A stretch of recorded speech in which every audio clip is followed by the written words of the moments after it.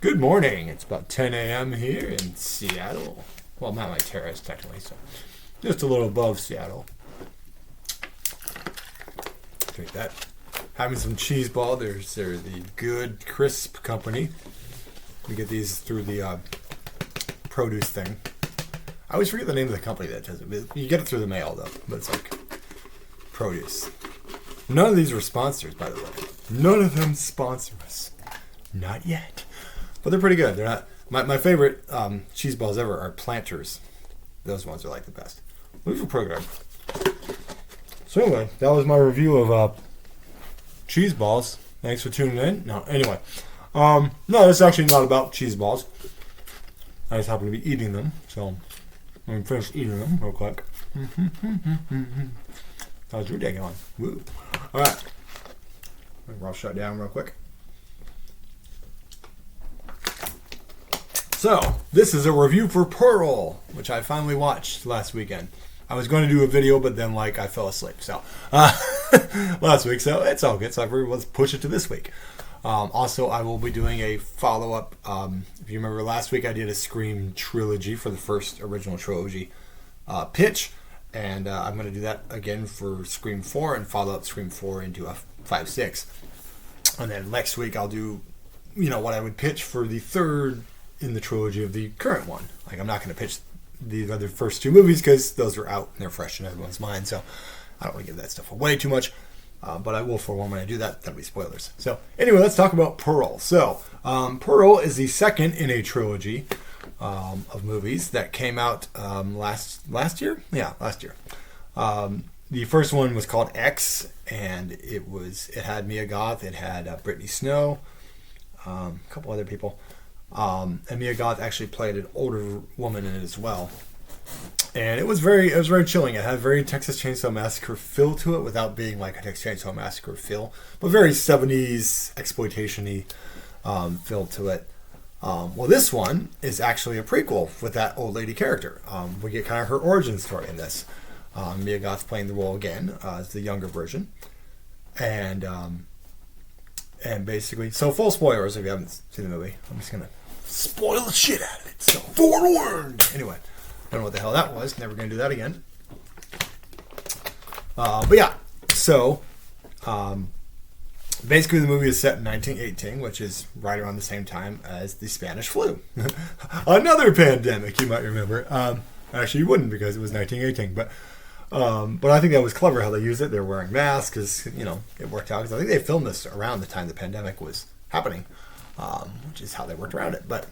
Or sometime after it. Hard to say. But anyway, somewhere in the pandemic time. So anyway, her father is bedridden to a wheelchair because of it, because he's got it. And her mom is like a, German woman, and a lot of times she speaks German as well. But she's very, very straight-laced, very conservative, and, very demanding, and really kind of a bitch, just to be fair. But you can definitely see already, even from the opening shot, that something ain't right with Pearl. Pearl's a little bit off. There's this scene with a goose that comes into the barn, and she basically feeds it to the alligator. If you remember the alligator from X, that was... I never did a review for X, did I? That's a good movie too, but I already talked about it a little bit, so I'm not going to go into that. But because we're getting a follow-up to that called Maxine coming out this year or next year or something like that. I think it's this year. Looking forward to that. Kevin Bacon's going to be in it too, so that's awesome. Anyway, so you can see kind of, her husband is away at war, World War One. And so there's that whole issue. Her mom's very demanding. She has to take care of her dad in the wheelchair. And like I said, the guy in the wheelchair, he never speaks a single word. But he acts so well with his eyes and his facial expressions and all that it's just man, that guy's freaking awesome. Props to that actor, because he really, I loved his reactions. He was great.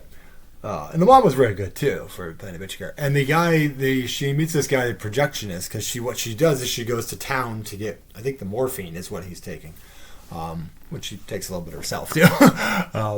And then she meets this projectionist at the movie theater because she would go and see the movies because she wants to be a star. She wants to dance and stuff like that in movies and be a star. That's kind of her whole goal and all that, is to be a star. so she can get away from her crazy mother and get out of this small town on this farm and all that. So she meets this projectionist who apparently is, I think it's Corn Sweat or something. I know his name is Corn Sweat. I don't know how you say it. David, let me look that up real quick because I don't want to mispronounce the guy's name. Because he was pretty good. He actually is one of the people in the running to play Superman for James Gunn's Superman Legacy. And if you see him, he looks very Clark Kent-esque. So I can definitely see it. I could definitely see him as Superman. So let me look that up real quick. Pearl movie, there it is. Go to the cast, please. Thank you. Corn Sweat. Yeah, it's basically this guy right here. This guy right here you cannot see at all on the camera. Maybe a little bit. Maybe that guy. Yeah, that guy right there. There you go. The camera got him. There we go. Yeah. So she ends up messing around with him a little bit, even though her husband's at war. But there's this real chilling scene where she basically humps a scarecrow that she knocks down. So there's a lot of Wizard of Ozzy kind of, imagery as well, which is very interesting. And yeah, so she's obviously desperate and held up because her husband's away at war. But yeah, she's definitely, you can tell there's something definitely wrong with Pearl. And it's sort of a slow, burn towards that. And she has her sister-in-law is very friendly to her and all that, and her and her mom bring a hog, basically in a pan, and the mother refuses and leaves it there. But you just see this hog there this entire time, and there's a point where there's this maggots crawling on it. It's freaking disgusting. But the mom just refuses any charity and all that stuff. She said, "We do not need your charity," and all that. And so anyway, she ends up, like I said, having an affair with this guy. But then he drives her to her place, and then he starts to see that. Before he comes to her place and all that, because that's what happens. She goes there afterwards. Her and her mom have a big fight and all that, and her mom says, "You will never amount to anything. You will not be a star. You will not be a failure." And they just get into a big fight, and her mom ends up catching on fire from the stove. Meanwhile, the dad's just like, "Oh God." And so she ends up shoving her down in the basement and all that, where she basically just, falls down the stairs and basically burns. And then, so he comes in and he's just hearing her kind of ruffling around down there. "Oh, I have a dog." And then, "Oh, I don't have a dog." And they're like, "Oh, wait, you just said you had a dog." And you can see he's starting to get something ain't right here. Yeah, I gotta go. And then she, then the killing starts, basically. She basically hacks him up and feeds him to the alligator. Because this alligator was an X as well, you might remember. But he just slowly comes up and she just has a relationship with this alligator. Just "Here you go, here's some meat." Alligator's just "All right, cool." And so, yeah, so mom's dead, and then she ends up she says, "Daddy, I love you," and all that, and then she suffocates him with the bag and all that. But meanwhile, he's just this face of oh God, please, I can't move. I'm incapacitated by this Spanish flu. Please, what is happening to my daughter? And yeah, so then she goes. There's going to be this audition at the church, and pardon me.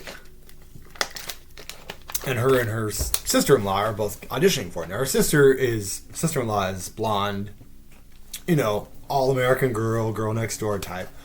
And you all know how Mia Goth looks. Good-looking gal, but she's not probably what they'd be looking for. So they all go in. You randomly see girls. They have an audition at the church for this thing that's going to be traveling around and dancing, and they're looking for a new dancer to add to their company. So you just randomly see girls getting rejected and crying and walking out and all that. And so her sister-in-law's like, "Why don't you, I'm too nervous. Why don't you go before me?" and all that. And so she goes in and does I thought it was a pretty good dance number. I thought she did a pretty good number. I was like, "Oh, this is really good." And they were just like, "Yeah, you're just not what we're looking for. And it's not really, we got a lot of people that look like you, and we don't need to, we're looking for more than the blonde, all-American girl, So of course she's just like, "No, please, and I need to be a star, And they, she's crying and bringing it down. And then, as we find out, the sister-in-law obviously got it because she's blonde and, let's just say bosomy, and, what they're looking for because they're, Typical casting couch in 1918. So anyway, she's, she felt bad, so she drives her back to her house and all that.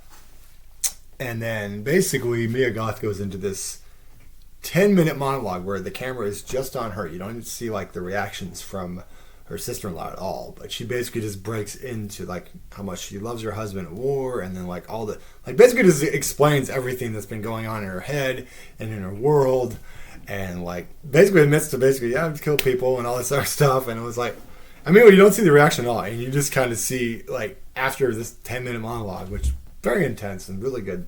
Like I said, I got very Anthony Perkins Psycho from her performance, which was super cool, by the way. Where you're just kind of like, oh, this is kind of chilling. But like, yeah, then her sister-in-law, like at first her sister-in-law is not admitting that she got the job, because she's like, well, I'm very happy you got that job. I'm happy for you. You deserve that. You get everything. And it's like, oh, well, I didn't get the job. You don't have to lie to me. Just tell me you got it. Like, okay, well, yeah, I hope you'll support me and all that. And, but meanwhile, she's like, I should go, And it's like, oh, you're good to go. You're good to go. You wouldn't tell anybody about this, would you? Yeah. And of course, then, she starts to walk up the road. And of course, then Mia Goth comes out with the axe behind her. And she's like, oh, fuck. And no one's around, of course. So, she ends up hacking her up and all that. And she says, you get everything. You get everything. And then she feeds her to the alligator as well. Pretty much what she does. And then what she does is she props up the dead dad and the dead mom at the table with the hog and the disgusting maggots on it, pretty much setting a dinner table. And then, of course, we see her husband walk in, seeing this, that she's obviously killed her parents, and there's this hog with freaking maggots, and she just looks at him and is like, you're home! And then the camera just focuses on her for the next 5-10 minutes as the credits roll. Just this, kind of what I did with the thumbnail a little bit, was just like, I'm so happy and I'm totally in control. I'm so happy you're here. I love my life, But it's just so chilling. It's like, oh God, it's scary. But man, I really enjoyed X, but man, the performance here was like, I can understand why she's like, how the hell are they not giving horror respect at the Oscars? Because it's like, that was a great performance. And no disrespect to anybody who won awards and all that, because I liked a lot of the people who won awards. But man, talk about overlooking a performance, man. That was really fucking good. And like, I can't say enough good things about it, because that was just, I really enjoyed myself watching that movie. And it's great when you can sit there, especially with a horror movie, where you can sit there and watch something and just be enthralled. So Ty West is doing a great job. I look forward to Maxine.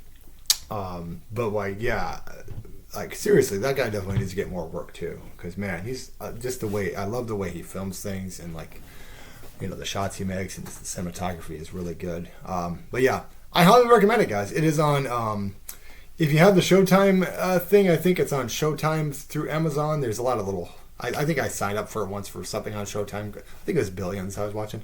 So I wanted to watch Billions, and I had to get that Showtime thing, so I paid a few extra bucks. But because of that, I can watch movies now. And so after having that thing of like, well, I could rent it for $5, or I could just watch it for free, for shit I've already paid for. So, like I paid for X when it first came out, but I'm like, what am I gonna do? I'm just wait till it comes to actually, same thing I did with Terrifier 2. I waited till it came to one of the things. I'm like, oh, I can finally watch it now. So yeah, I really enjoyed it, guys. If you haven't seen X or Portal, I highly recommend you watch both of them in preparation for Maxine. I think it's definitely, and as long as Maxine is, as good as those two, I think you got a good damn trilogy there. So yeah, definitely check it out. Mia Goth is amazing. The rest of the cast is very good as well. Like I said, props to the guy playing the dad. Just, never speaks a word and just acts with his face so well. So props to him as well. And the whole cast and the direction, just a great film. So I highly recommend you watch Pearl, guys. If you haven't seen it already, check that shit out. I would like to own it on DVD, frankly. That's how much I really enjoyed it. Definitely one of the had I seen that, I think I picked Nope as my favorite film last year, which I still really love Nope. But had I seen that last year before I did my reviews, I think Pearl probably would have been in the top 10 for sure. Maybe number 1. Because that was just amazing. Great film. And I like Barbarian. I like Terrifier 2 as well. But like, that was just, man, like I said, I'm speechless, baby. So yeah, definitely check that out, guys, and like and subscribe. I'm probably not going to do a podcast today. I might do one tomorrow. I'm still thinking about, I'm still kind of working on that podcast idea, fleshing it out and what I'm talking about, the subject I'm talking about, so it's not just rambling. As much as fun as rambling is, as I do here. So I also will be doing, like I said, another pitch for a Scream 456. And I'll probably do, like I said, a follow-up next week. Or maybe tomorrow, I don't know. We'll see. And then Anna watched a Spanish zombie movie on Shudder TV last night. So we might get another Anna's Corner as well. I don't know if it's because she's going to do it today or tomorrow or whatever. But she's probably do something for the channel as well. And she will, have a review for you as well. Because she really enjoyed the film that she watched. It was, like I said, that's the thing with me working overnight. She can just watch stuff by herself, and then on the weekends, sometimes if she goes to bed, I'll watch stuff by myself, But like I said, we watch a lot of stuff together too. It just depends on she's probably not interested in this, or I'll watch it and tell her how it is. So cool, guys. Thanks again, guys, and this has been your Pearl review from your man in the skies. I'm not really in the skies. I don't know why I said that. It's a weird thing. All right. Cool, guys. Like and subscribe and stay tuned for that Scream bitch. Have a good day.